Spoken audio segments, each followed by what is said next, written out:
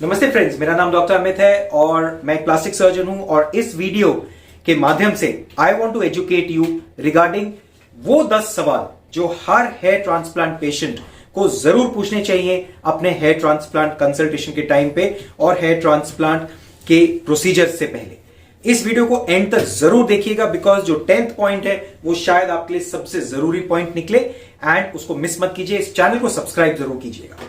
So let's start. First of all, hairline.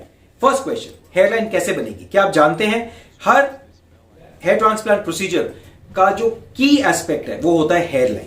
अगर hairline अच्छी नहीं बनेगी तो आपका हेयर ट्रांसप्लांट वेस्ट हो जाएगा, वो रिजल्ट ही नहीं आएगा। तो किस तरह हेयरलाइन बनाई जाएगी? क्या आप जानते हैं कि हेयरलाइन में फर्स्ट की लाइंस में हमेशा सिंगल या डबल फॉलिकल ग्राफ्ट ही लगते हैं। ये जरूर चेक करें, स्पेशली अगर आप एफयूई करा रहे हैं तो एफयूई में सिंगल और डबल ग्राफ्ट्स को अलग करना आप अपने डॉक्टर से जरूर पूछें कि क्या वो ऐसा करते हैं। सेकंड क्वेश्चन, कौन सी टेक्निक? क्या आप एफयूई कर रहे हैं, क्या आप एफयूटी कर रहे हैं, चाहे डीएचआई, रोबोटिक, लॉन्ग है, आपको टेक्निक के बारे में पता होना चाहिए। क्या आप जानते हैं कि 2500 से 2600 ग्राफ्ट से ज्यादा अगर आप एफयूई से निकालेंगे तो चांसेस हैं कि उनमें से 20 to 30% ग्राफ्ट आपके गिर जाएंगे फ्यूचर में, बिकॉज वो नॉन परमानेंट जोन से लिए गए हैं। एंड क्या आप ये भी जानते हैं कि अगर बॉडी हेयर से लिए जाते हैं बाल तो उनकी ग्रोथ उतनी अच्छी नहीं होती, उतना रिजल्ट उनका अच्छा नहीं आता। सो तीसरा सवाल था कि क्या बॉडी हेयर आपके लिए एक वायबल ऑप्शन है? नहीं। अगर आपका स्कैल्प स्ट्रांग नहीं है, स्कैल्प से डोनर एरिया एडिक्वेट नहीं है, सो अगर आपके डॉक्टर बोले कि हम बॉडी हेयर से 5-7 हजार ग्राफ्ट लेके यहां लगा देंगे, वो आपको एक अच्छा रिजल्ट नहीं दे सकता, क्योंकि बॉडी हेयर के एक ग्राफ्ट में एक बाल होता है और स्कैल्प के एक बाल में 2 से 3 बाल होते हैं।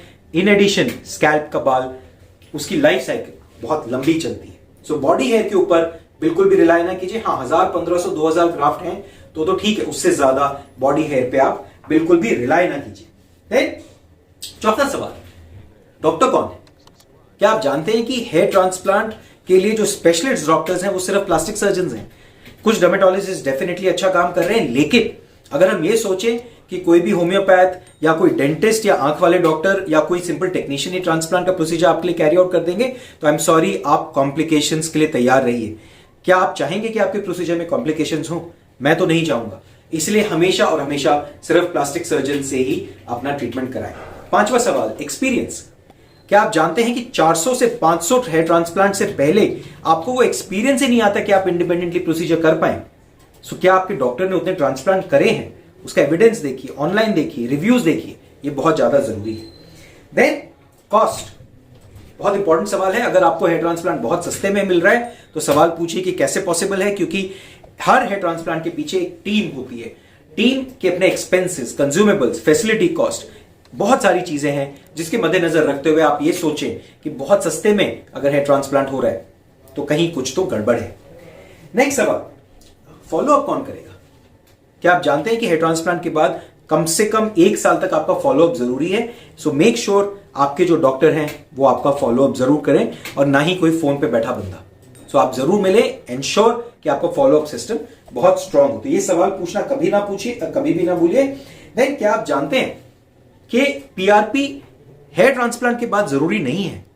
सो पीआरपी का जब आपको प्लान बताया जाएगा so you must be sure कि पीआरपी का पर्पस है आपके एग्जिस्टिंग बालों को रोकना और ट्रांसप्लांटेड बालों की स्पीड को थोड़ा इंक्रीज करना। लेकिन क्या उससे ट्रांसप्लांटेड बालों की डेंसिटी बढ़ जाएगी? नहीं, ऐसा बिल्कुल भी नहीं होता। सो ये आपके लिए बहुत जरूरी है। ट्रांसप्लांट के बाद आपको ना ही विटामिन की जरूरत है फॉर ट्रांसप्लांटेड हेयर, एग्जिस्टिंग बालों के लिए यस। फिनास्ट्राइड तो बिल्कुल भी जरूरी नहीं है। फिनास्ट्राइड का पर्पस होता है डीएचटी को ब्लॉक करना, लेकिन अगर आपके बाल परमानेंट जोन से लिए गए हैं तो फिनास्ट्राइड का 0 रोल है। तो अगर आपको फिनास्ट्राइड दिया जा रहा है तो ये क्वेश्चन जरूर पूछिए कि मुझे फिनास्ट्राइड आप किस पर्पस के लिए दे रहे हैं। सो ये बहुत इंपॉर्टेंट है आपके लिए। देन यू मस्ट नो कि आपका ग्रेड क्या है, बिकॉज ग्रेड ही आपका ट्रीटमेंट डिसाइड करता है। फॉर एग्जाम्पल, आपका ग्रेड 3 है तो हो सकता है खाली एफयूटी या एफयूई से कर सके, लेकिन अगर आपका ग्रेड 6 है तो आपको दोनों टेक्निक्स को कंबाइन करना पड़ सकता है। इन एडिशन ये आपको पता होना चाहिए कि अगर आपको ग्रेड 3 है लेकिन फ्यूचर में आपको ग्रेड 7 होने के चांसेस हैं तो फर्स्ट टाइम पे कभी एफयूई टेक्निक मत कीजिएगा, बिकॉज उसमें आपका डोनर एरिया डिप्लीट हो जाएगा, खत्म हो जाएगा and in the future you might not have enough hair कि आप फर्दर कवरेज कर पाए। And lastly you must know the difference between grafts and follicles.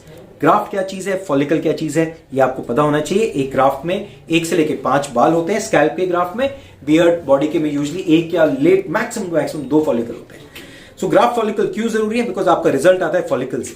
क्या आप जानते हैं कि मैं आपको 2000 ग्राफ्ट सिंगल फॉलिकल के लगा दूं तो 2000 फॉलिकल उगेंगे, वहीं मैं 2000 ग्राफ्ट आपको दो फॉलिकल वाले लगाऊंगा तो आपको 4000 फॉलिकल मिलेंगे।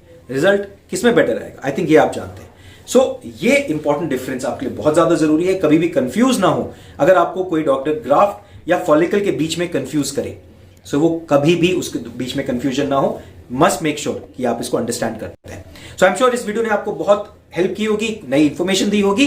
एंड मेरे सब्सिक्वेंट वीडियोस में आप देखेंगे मैं रोबोटिक हेयर ट्रांसप्लांट और DHI प्रोसेस की बात करूंगा। देखते रहिए।